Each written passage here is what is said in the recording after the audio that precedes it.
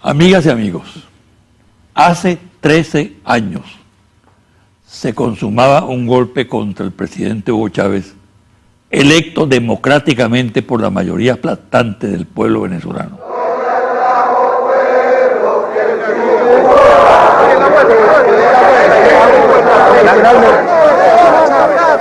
Allá los carros.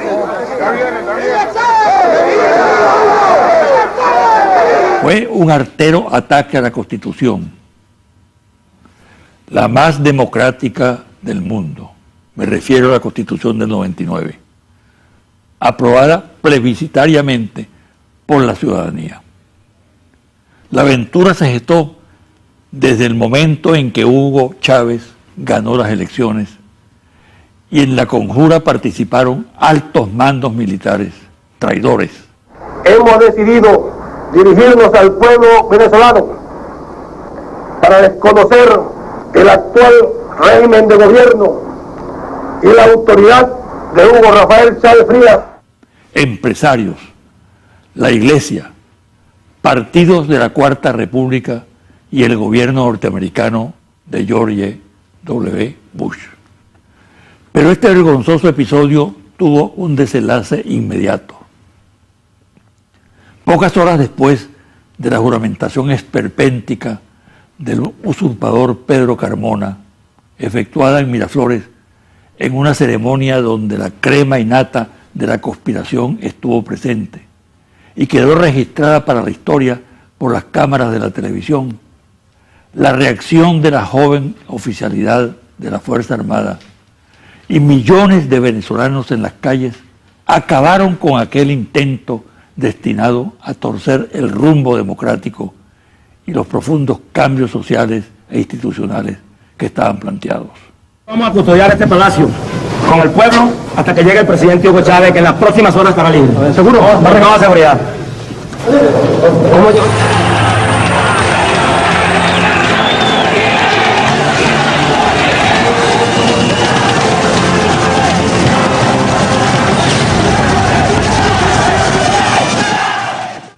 Es esa la historia de lo acontecido entonces, sin maquillaje, ajustada a una verdad irrebatible.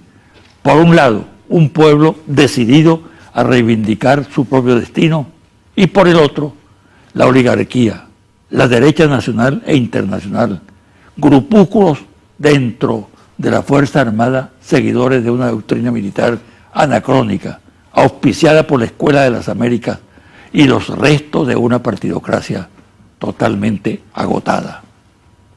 ¿Qué importa destacar en esta oportunidad con motivo de una nueva conmemoración de aquella oscura fecha, iluminada luego por la acción combinada del pueblo y la oficialidad democrática?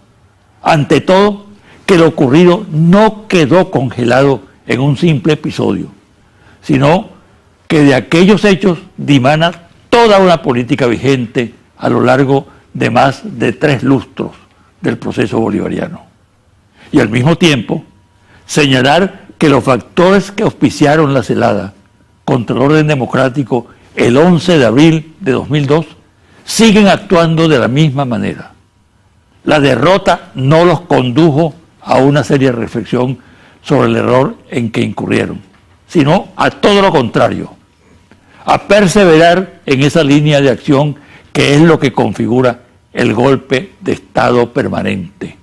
La oposición, hija de aquella traición, sigue actuando desde entonces en función de asaltar el poder, de acabar con la institucionalidad, de desconocer la voluntad del pueblo expresada en comicios libres y democráticos.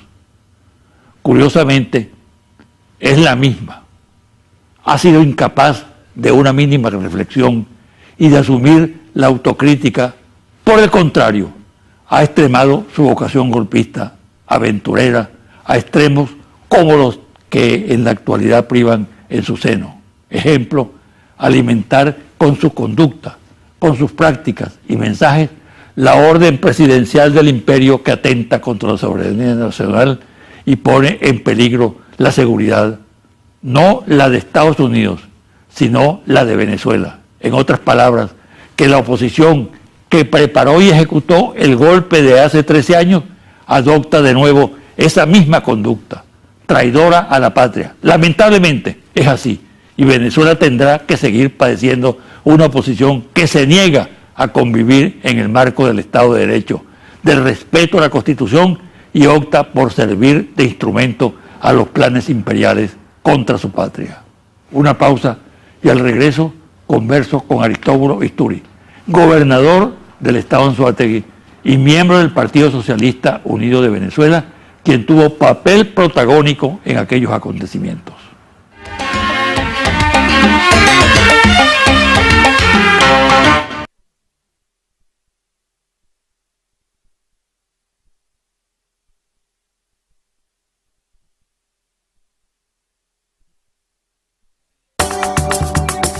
Estás viendo José Vicente Hoy. Tu canal.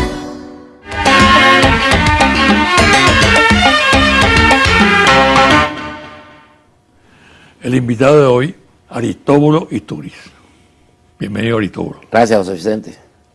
Mira, esta es la maqueta de la escultura que realizó el gran artista venezolano Carlos Prada, que está ubicado en Puente Llaguno, y que conmemora ese episodio al cual yo le atribuyo una importancia fundamental en los hechos que ocurrieron el 11 de abril del 2002. Es decir, 13 años. Hoy se están cumpliendo 13 años de esa cadena de sucesos que comienzan el 11 y concluyen con la victoria del pueblo el día 13. Tienes la palabra. Tú que conoces bastante. Bueno, mira, del episodio. hablando de Puente Llaguno, José Vicente, yo creo que esta revolución llegó hasta aquí por Puente Llaguno. El punto de resistencia de Puente Llaguno le dio un segundo aire a la revolución. Que fue insólito y sorpresivo, ¿no? Sorpresivo porque nunca pensamos que ellos iban a desviar la marcha, pero empezar por allí. Claro. Y luego no se convocó a Puente Llaguno con la intención de que iba a ser un punto de resistencia, sino que todos esos días, por la presión y la situación política, teníamos siempre gente frente a Miraflores. Puente Llaguno fue clave, fue estratégico. Fue estratégico, yo creo que para la victoria del pueblo el 13 de abril, como para la derrota de la derecha fascista en Venezuela en ese momento. Paralizó a ese batallón de la metropolitana que venía, ¿no? Que se venía abriendo paso, y cuya meta era llegar hasta Miraflores con parte de los manifestantes. Eso por una parte, pero por la otra parte los francotiradores. Exacto. Los francotiradores, porque tú sabes, José Vicente, que vimos nuestra gente caer y caer y caer en medio de la multitud, y todo el mundo decía, bueno, ¿hasta cuándo nos van a matar? Y lo que le frenó a los francotiradores y frenó a los asesinos del 11 de abril fue precisamente la resistencia de Puente Llaguno. Yo creo que hay que darle el sitio que corresponde a los acontecimientos de Puente Llaguno. Porque la meta de la contrarrevolución de ese momento era asaltar Miraflores. Era tomar Miraflores, Exacto. exactamente. Un poco repetir aquella. Y fíjate que ellos con Puente Llaguno, episodio de José la política Vicente, boliviana. ellos de todas formas lo insistieron, Sí, claro. porque cambiaron la orientación y trataron de entrar por detrás, por el Calvario.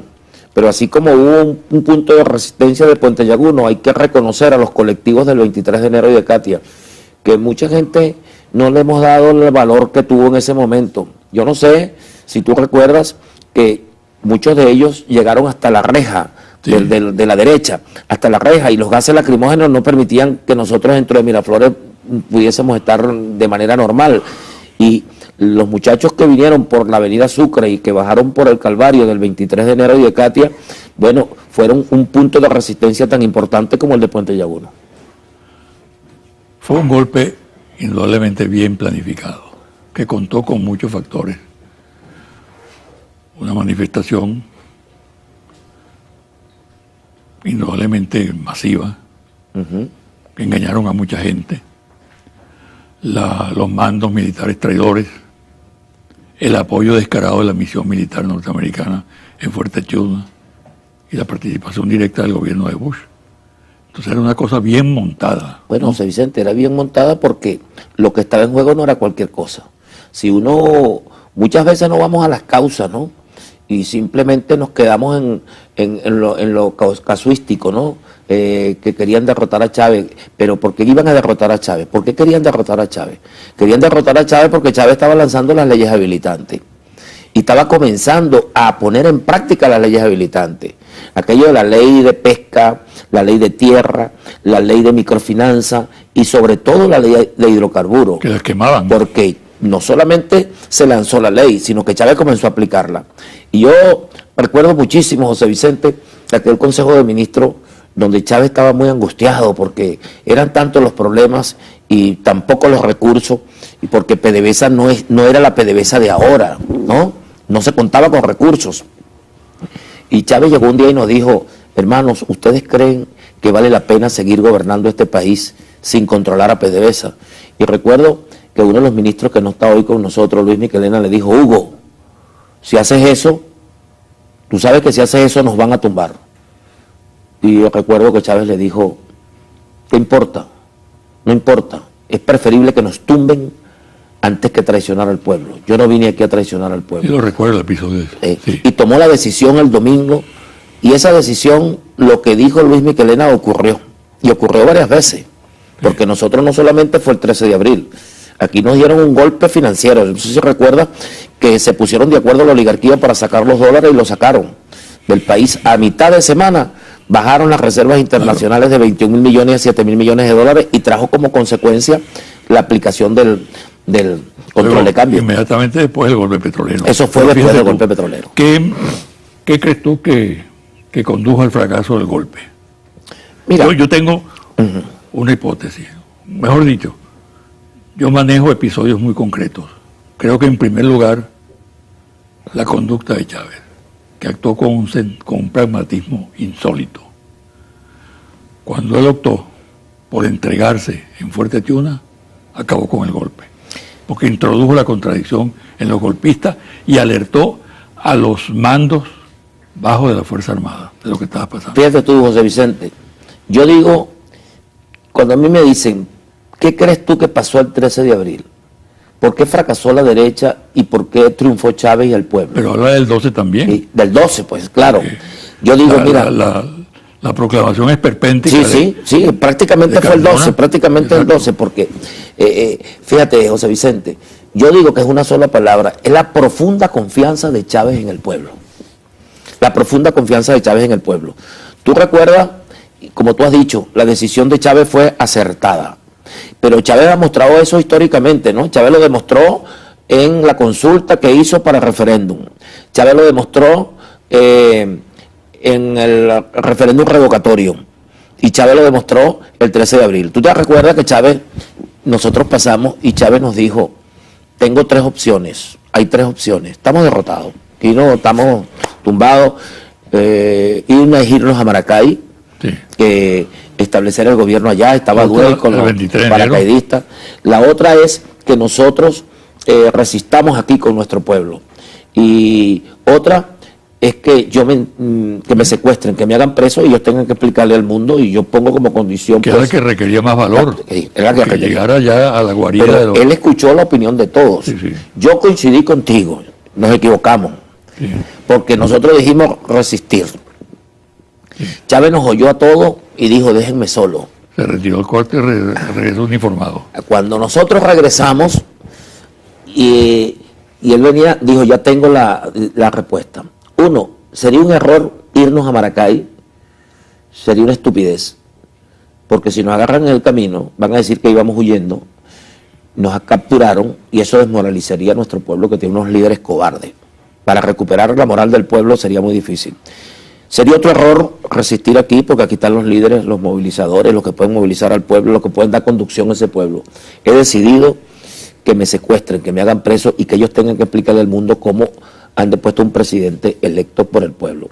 Esa fue su decisión, y esa decisión fue acertada, José Vicente. Totalmente. Totalmente acertada, porque era un error de verdad ponerse la facilita con todos los líderes, ¿no? Sí. Entonces esa decisión de Chávez, de confianza en el pueblo, contrastó con la que reiteradamente utiliza la oligarquía con el pueblo, que es la subestimación. Exacto. Ellos subestimaron al pueblo. Pretender juramentar a los ministros en Miraflores con la avenida Urdaneta vacía.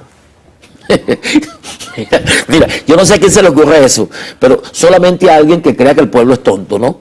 ¿Entiendes? Ahora, entonces, esas dos cosas, por eso yo digo que la justa valoración del pueblo, que Chávez en eso era acertado en todos los momentos. Pudiéramos revisar el proceso de los 15 años y ver cómo Chávez siempre confiaba en el pueblo. ahora fíjate tú cómo esos episodios, desde el punto de vista y la actividad de la oposición, permanecen en el tiempo. Son reiterativos. Lo que nosotros hemos llamado el golpe continuado, ¿no? Es decir, no solamente fue el golpe del 11, 12, 13, no solamente fue el golpe petrolero, sino que hay un modelo de la oposición, hay un cliché de la oposición que Pero lo comparte, repiten. y lo repiten torpemente. Lo repiten. El 14 de abril, después con el triunfo de Maduro, el desconocimiento, el poco de muertos, es igualito, ¿no? Igualito. Lo siguen repitiendo. Mira, ¿qué caracterizó ese momento? ¿Qué deriva de ese momento? Mira, yo digo que hay Tú has tres señalado cosas. una cosa muy importante, que es la toma de conciencia del pueblo y la toma de conciencia de los dirigentes, esa capacidad Claro, del pueblo. mira, yo creo que al proceso le dio un salto desde el punto de vista de la maduración. El proceso maduró aceleradamente. Fíjate, Chávez aprendió allí que cada amenaza de la burguesía de querer quitar algo permitía profundizar la revolución, permitía avanzar en la revolución. Nosotros no tendríamos el control de PDVSA, ni PDVSA hubiese servido tanto al pueblo si no ocurre lo que ocurrió allí. Yo creo que el control de PDVSA por parte del pueblo, el poner a PDVSA a servicio del pueblo es una de las consecuencias. Otra consecuencia, mira, la conciencia cívico-militar, José Vicente. La conciencia Eso que cívico-militar. tú dices de PDVSA, precisamente te explica por qué era el factor de El poder factor. de la burguesía. Así pues. es, así es, Claro. así es. Aquí el delito de Chávez ha sido que le quitó el control de la renta de origen. La oligarquía controlaba la industria petrolera y se posesionaba de la renta de origen. Chávez, cuando libera a PDVSA, hace que la renta petrolera se distribuya y llegue al pueblo. Le aumenta al pueblo su capacidad de consumo y socializa los derechos sociales. Eso es lo que está en juego hoy. Ellos vienen por la renta en destino, que es la que está en el bolsillo del pueblo, que es la que está distribuida en los derechos del pueblo, que es la que se expresa en las 700.000 viviendas, es la que se Y expresa... la que está en la faja de los ríos. Así es la que está en la faja, en la reserva. Sí. Ellos vienen por eso. Y esa es la confrontación. Pero mira, yo digo que la conciencia cívico-militar, José Vicente, muy importante, se derivó de allí, porque el pueblo aprendió, mira, que el 27 de febrero el pueblo salió solo a la calle, sin armas, y fue acribillado. El 4 de febrero salieron la juventud militar sola, sin pueblo, armada pero sin pueblo, y tuvo una derrota militar aun cuando fue una victoria política. Y luego el 11, 12 y 13 de abril aprendimos que junto Fuerza Armada y pueblo es inderrotable. Vamos a hacer una pausa, Aristóbulo. Y al regresar, vamos a lo actual, lo que está pasando en este momento.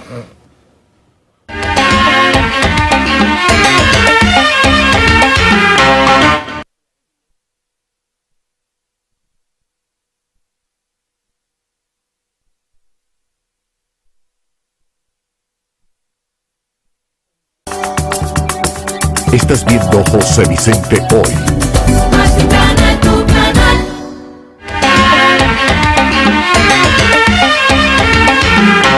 Aristóbulo, lo actual, este proceso del cual hemos venido hablando, desemboca históricamente en una situación compleja, difícil para el país, pero al mismo tiempo de cosecha de la siembra, ¿no?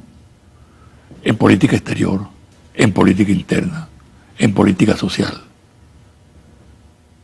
¿Cómo asumes tú ese cuadro?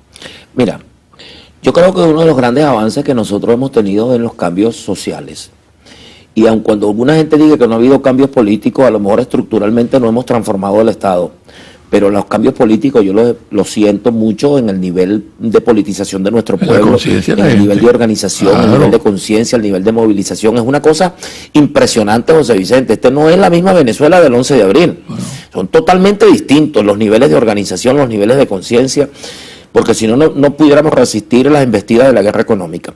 Ahora, la mayor debilidad la tenemos en lo económico, porque históricamente la oligarquía ha controlado lo que es sobre todo los sistemas de distribución y comercialización, y los utiliza pues, aun cuando Chávez avanzó muchísimo en la seguridad alimentaria, pero en el salto que teníamos que dar hacia la soberanía, Chávez echó bases, pero no lo logramos. Por eso es que tú ves que muchas veces traemos pollo o traemos carne, y esa carne va a parar a Colombia, o esa carne va a parar a algunos depósitos y no le llega directamente al pueblo. Y de ahí donde se basan ellos, en que el nivel de conciencia política que nosotros tenemos en nuestro pueblo y el nivel de los indicadores sociales que hemos logrado, tratan se expresan ante el mundo como una gran referencia. ¿Y cómo cortar eso? ¿Cómo cortarlo? Pero ese es un desafío que tenemos. Sí, ese es un desafío, tremendo. No es fácil. El más importante ahora, en este momento. Como tú has planteado, estamos en una confrontación que es difícil. Pero es que todo proceso revolucionario tiene que estar en confrontaciones. Si nosotros llegáramos a estar chévere, que no hay confrontación, es porque no estamos tomando las medidas que hay que tomar.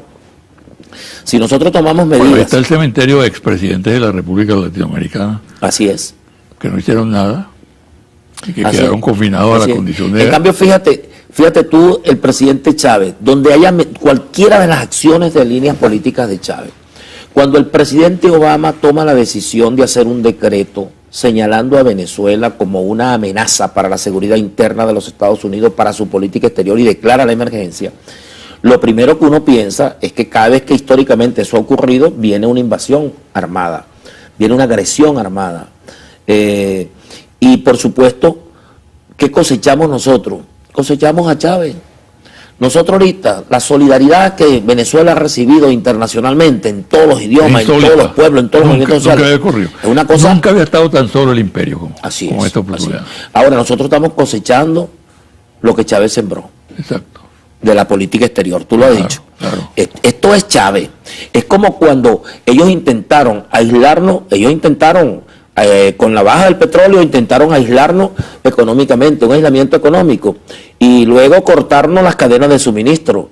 Y fue cuando el presidente Maduro, con una extraordinaria visión, salió a hacer los toques por el mundo, lo que tenía que recorrer. Eso dio su fruto. No pudieron aislarnos financieramente, no pudieron rompernos las cadenas de suministro, y efectivamente eso es gracias a lo que Chávez sembró. Es la cosecha de la política exterior. La vemos. Y otro dato, Aristóbulo, en esa línea, la derrota de la Guarimba. La derrota. Que fue un 11 de abril. Claro. De nuevo cuño. Yo creo que la derrota de la Guarimba, además, es que ellos, eso que tú señalabas antes, ellos no tienen otro. Es un cliché. Sí. Es un cliché. Ellos tienen una especie de sello, ¿eh? Su ofensiva es un sello, ¿no? Que no lo cambian. Lo que hacen es humedecerlo y volverlo a poner. Ya tú sabes que es igualito. Ya tú sabes que es el mismo. Hasta ellos se están fastidiando de eso. El primero que se molestó, se fastidió de eso, fue el imperialismo norteamericano. Y por eso decidió actuar directamente, porque sabe que el cliché ese de la oposición venezolana, lo que es un barril sin fondo por el financiamiento de los dólares. Y en consecuencia no le deja nada, sino descalificación. El imperio decidió actuar de manera directa y jugaron a una estrategia que bueno, para ellos es correcta. Es correcta, pero luce como contradictoria por lo que ocurrió posteriormente. Voceros del gobierno norteamericano dicen que no es una amenaza Venezuela para Estados Unidos. Subestimaron. Y el propio Obama lo declara, ¿no?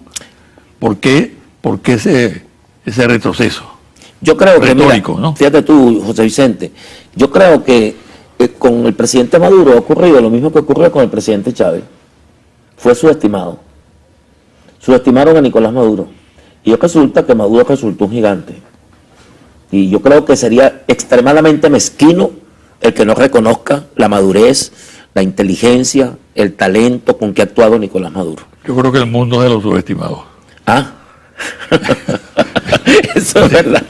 Mira, el presidente Chávez lo subestimaron, fue subestimado y resultó ser un extraordinario político y un estadista, bueno, de primera.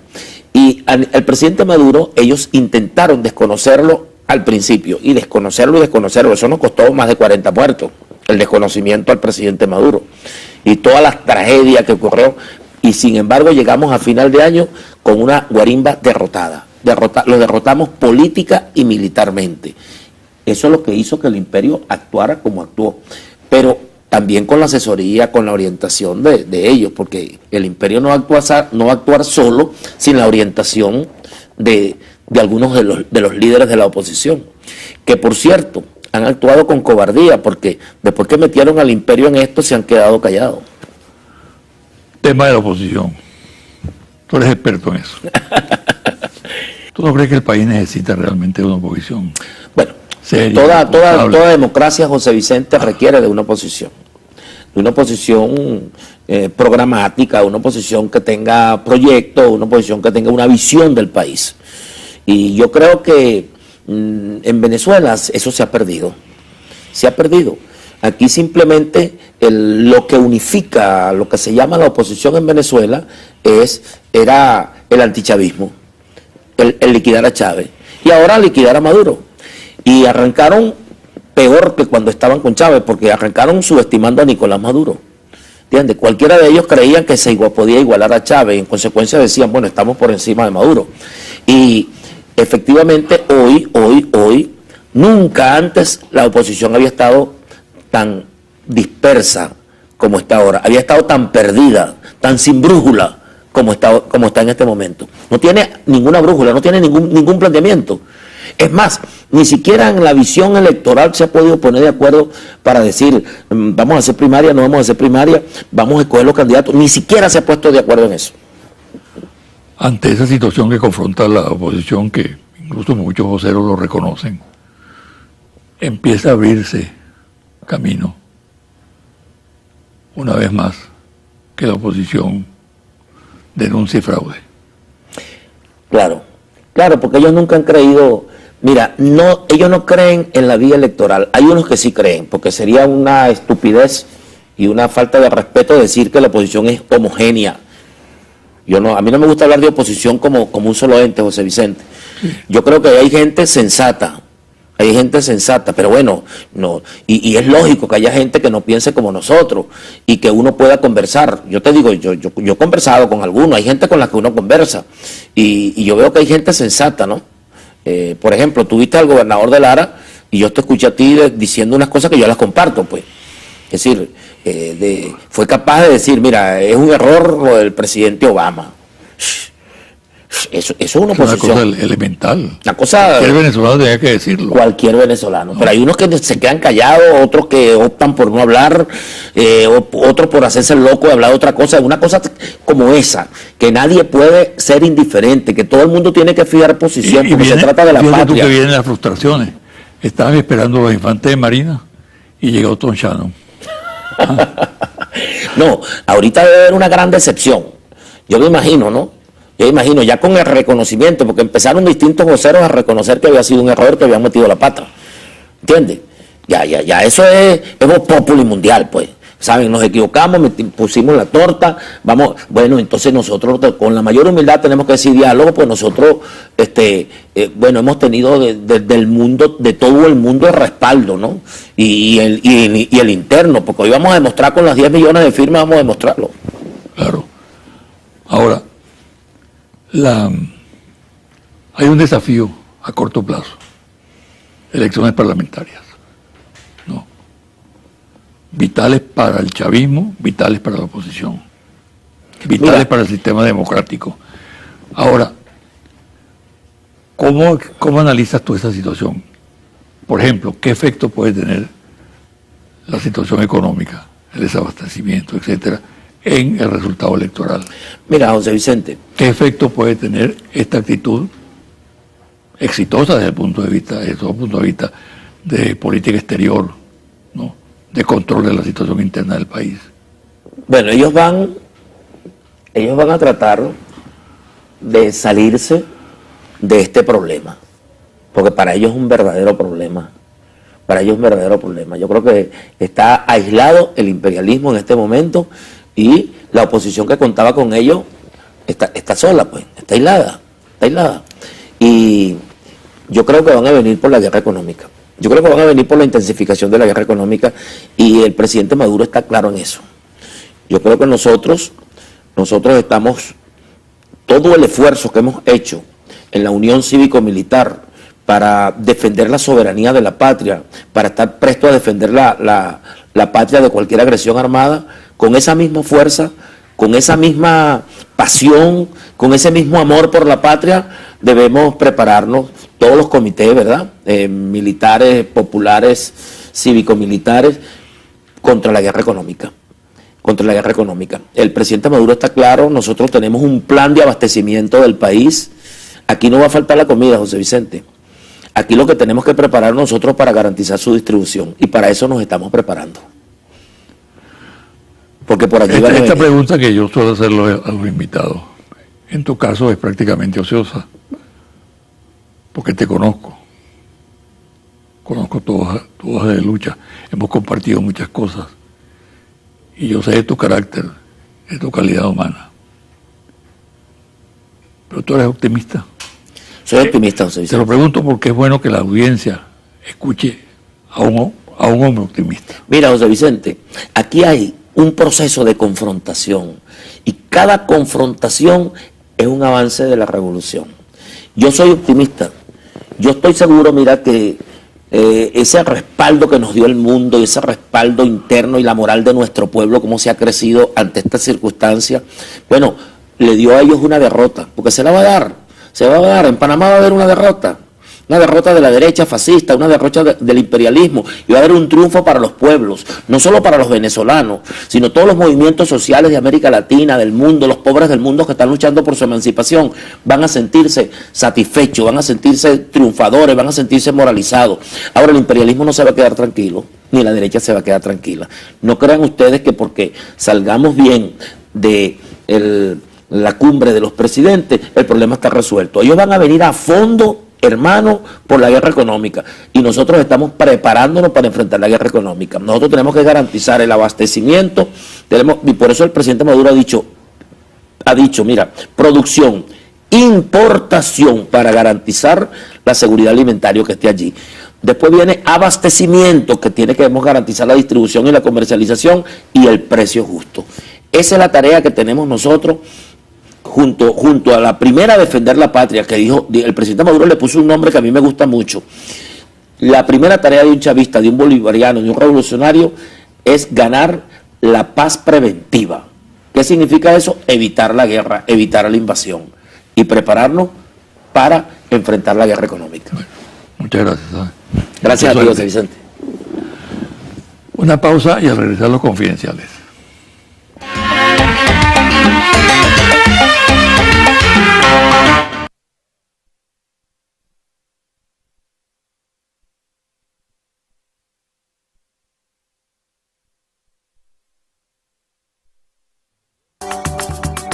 Estás viendo José Vicente Hoy. Tu canal. Y ahora, los confidenciales. Una de las mayores sorpresas que se llevaron tanto el gobierno norteamericano como la oposición en Venezuela ha sido la solidaridad expresada a nivel internacional y dentro del país. Los apoyos de UNASUR, CELAC, ALBA, Unión Africana, Rusia, China, Petrocaribe y otros, e internamente el rechazo al ataque de Obama por empresarios, intelectuales, dirigentes obreros y otras personas.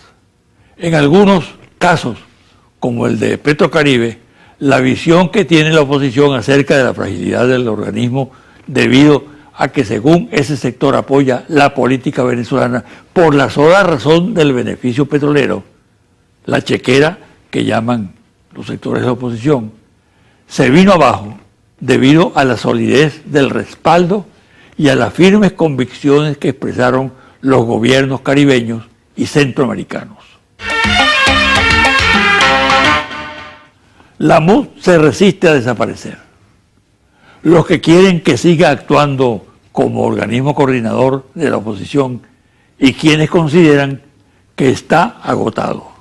El dilema se plantea, sin embargo, porque ninguno de los dos sectores se atreve a desafiar el sentimiento unitario que existe en gran parte de la oposición y consideran que los que den el paso de la ruptura van a ser castigados por los electores.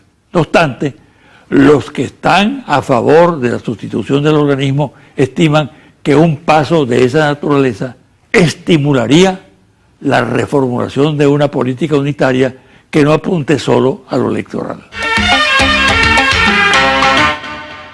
El panorama electoral para la oposición luce cada vez más complicado, según analistas serios que le hacen seguimiento al tema.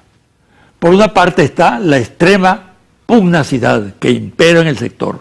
Este fenómeno mantiene prácticamente paralizado el trabajo de los partidos que integran la MUD.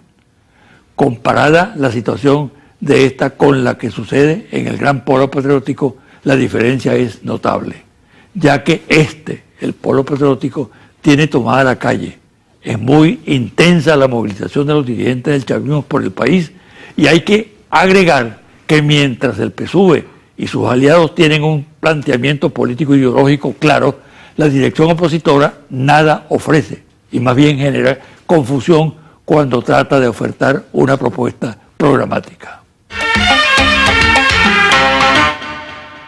El senador norteamericano de la ultraderecha y enemigo jurado de Venezuela, Marco Rubio, se entrevistó con el expresidente colombiano Álvaro Uribe. Ambos coinciden en la urgencia de derrocar al gobierno constitucional de Venezuela y acordaron en la reunión juntar esfuerzos y recursos para alcanzar la meta de instaurar en el país un gobierno acorde con sus puntos de vista. El refrán dice que Dios los cría y el diablo los junta. Un informe del Departamento de Justicia de los Estados Unidos abrió la caja negra del mayor escándalo de la DEA, la agencia especial norteamericana encargada de combatir el narcotráfico y de calificar o descalificar naciones en relación con el fenómeno. En un informe de 131 páginas revela cómo un grupo de agentes norteamericanos vivió en Colombia. Seguramente sucedió o sucede lo mismo en otros países de la región. Durante 3 años vivió ese equipo en apartamentos que le facilitó el gobierno colombiano. Entre los años 2005 y 2008 se habrían celebrado majestuosas fiestas con prostitutas financiadas por grupos del narcotráfico. El informe indica además que agentes de la Policía Nacional de Colombia habrían custodiado las armas de los agentes de la DEA mientras se celebraban esas fiestas. En otras ocasiones hubo revelaciones similares que fueron silenciadas oportunamente, pero ahora se da un agravante. Las fiestas sexuales de los agentes de la DEA estaban patrocinadas por los narcos que esos agentes estaban obligados a perseguir. Confidencial al cierre. Monitor País. Informe ejecutivo. Confidencial. 27 de marzo 2015. Ficha técnica. 1.200 entrevistas en hogares en todo el país del 20 al 27 de marzo 2015. Resultados. Percepciones con relación a la campaña etiqueta Obama deroga el decreto ya. En general usted está de acuerdo o en desacuerdo con lo que está haciendo el presidente Maduro para que el presidente Obama derogue el decreto que considera a Venezuela como una amenaza a la seguridad nacional de los Estados Unidos. De acuerdo, 61%. En desacuerdo, 36%. No sabe, no contesta, 3%. ¿Usted está de acuerdo o en desacuerdo con la campaña del gobierno nacional para recolectar firmas en contra del decreto Obama? De acuerdo, 63%. En desacuerdo, 35%. No sabe, no contesta, 2%. Y con respecto a esta campaña de recolección de firmas, etiqueta Obama deroga el decreto ya, ¿usted considera que ha sido un fracaso o un éxito? Ha sido un éxito 57%. Un fracaso, 32%. No sabe, no contesta, 11%. Hasta aquí el programa de hoy. Me despido hasta el próximo domingo a las 9 de la mañana por su canal Televen.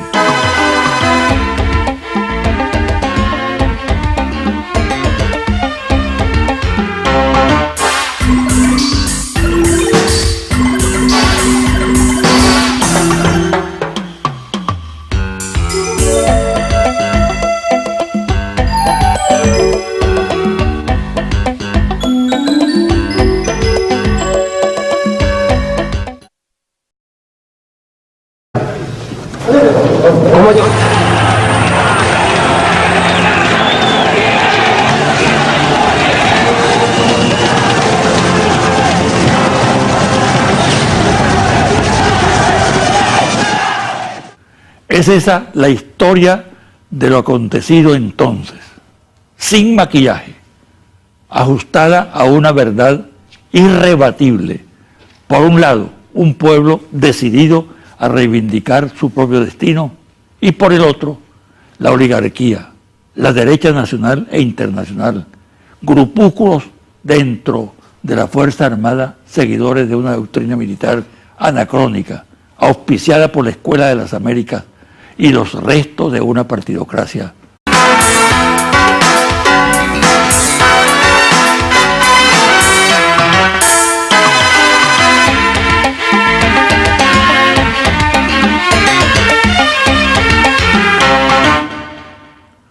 Amigas y amigos, hace 13 años se consumaba un golpe contra el presidente Hugo Chávez, electo democráticamente por la mayoría aplastante del pueblo venezolano.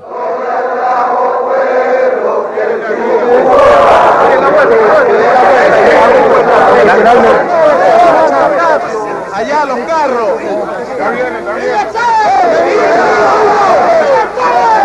Fue un artero ataque a la Constitución, la más democrática del mundo. Me refiero a la Constitución del 99.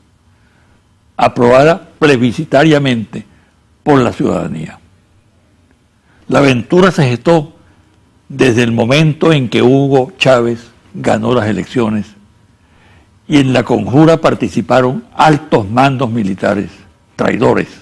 Hemos decidido dirigirnos al pueblo venezolano para desconocer el actual régimen de gobierno y la autoridad de Hugo Rafael Chávez Frías. Empresarios, la Iglesia, partidos de la Cuarta República y el gobierno norteamericano de George W. Bush. Pero este vergonzoso episodio totalmente agotada. ¿Qué importa destacar en esta oportunidad con motivo de una nueva conmemoración de aquella oscura fecha, iluminada luego por la acción combinada del pueblo y la oficialidad democrática?